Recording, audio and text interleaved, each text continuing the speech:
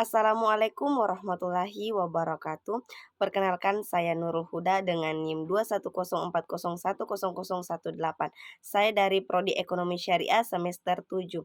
Nah, di sini saya ingin membahas tentang hubungan antara ibadah dan akhlak dalam ajaran Islam. Nah, dalam Islam ibadah dan akhlak memiliki keterkaitan yang erat karena keduanya merupakan pilar penting dalam menjalani kehidupan yang sesuai dengan ajaran agama. Nah, ibadah secara bahasa berarti penghambatan atau pengabdian kepada Allah Subhanahu wa taala dalam Islam. Nah, ibadah mencakup segala bentuk aktivitas yang dilakukan seorang muslim dengan niat mendekatkan diri kepada Allah. Ibadah meliputi ritual seperti sholat, puasa, zakat, dan haji serta ibadah sehari-hari yang dilandasi niat ikhlas untuk meraih ridha Allah termasuk bekerja, menolong orang lain dan menjaga alam. Nah, akhlak merupakan sikap atau perilaku seseorang dalam kehidupan sehari-hari yang mencerminkan nilai-nilai Islam. Nah, akhlak yang berarti dalam Islam meliputi kejujuran, kesabaran, keikhlasan, kasih sayang, dan tanggung jawab. Nah, akhlak ini menuntun seorang muslim dalam berinteraksi dengan manusia lainnya dan lingkungan. Nah, di sini saya ingin menjelaskan mengenai hubungan ibadah dan akhlak berkaitan dalam Islam. Nah, yang pertama itu ada ibadah membangun hubungan dengan Allah atau hablum minallah. Ibadah dalam secara utama seorang muslim untuk mendekatkan diri kepada Allah dan membangun hubungan spiritual. Dalam Al-Quran, Allah berfirman dalam surah Az-Zariyat ayat 56, "Dan aku tidak menciptakan jin dan manusia melainkan supaya mereka beribadah kepadaku." Ibadah ritual seperti sholat, puasa, dan haji adalah secara seseorang muslim menunjukkan ketaatan dan rasa syukur kepada Allah. Ketika seorang melaksanakan ibadah dengan penuh kesungguhan dan keikhlasan, ia akan merasakan kedamaian dan kebahagiaan batin. Nah, ibadah yang dilakukan dengan hati yang khusyuk akan membuat seorang hamba merasa dekat dengan Allah, memperkokoh keimanannya, serta membuatnya lebih sabar dan ikhlas dalam menghadapi ujian hidup. Yang kedua itu ada ibadah sebagai sumber nilai akhlak mulia.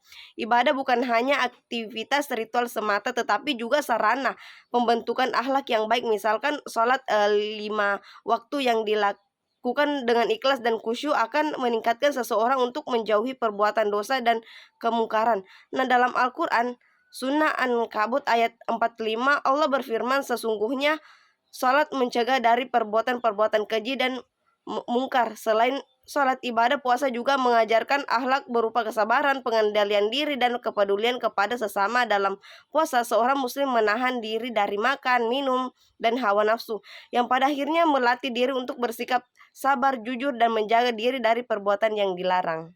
Nah, yang ketiga itu akhlak sebagai cerminan kualitas ibadah. Nah, akhlak seorang sering mencerminkan kualitas ibadahnya. Seseorang yang rajin beribadah tetapi masih berperilaku buruk atau memiliki akhlak yang tercela menunjukkan bahwa ibadahnya belum sepenuhnya berfungsi sebagai sarana mendidik jiwa. Sebagaimana hadis Nabi Muhammad SAW, "Sesungguhnya aku diutus untuk menyempurnakan akhlak yang mulia." Nah, dalam Islam, ibadah yang benar adalah ibadah yang membentuk akhlak yang baik. Orang yang benar-benar taat kepada Allah akan selalu menjaga akhlaknya, bersikap jujur, sabar, lemah lembut, adil, dan tidak menyakiti seseorang lainnya. Ia akan berusaha agar tidak melakukan sesuatu yang bertentangan dengan ajaran agama dan nilai-nilai moral. Nah, yang keempat itu ada akhlak sebagai wujud nyata pengalaman ibadah. Akhlak yang baik juga merupakan bentuk nyata dari pengamalan ibadah dalam kehidupan sehari-hari. Rasulullah Shallallahu Alaihi Wasallam adalah contoh keteladanan yang sempurna dalam hal ini. Berikut ini bukan hanya rajin ibadah kepada Allah, tetapi juga memiliki akhlak yang sangat mulia.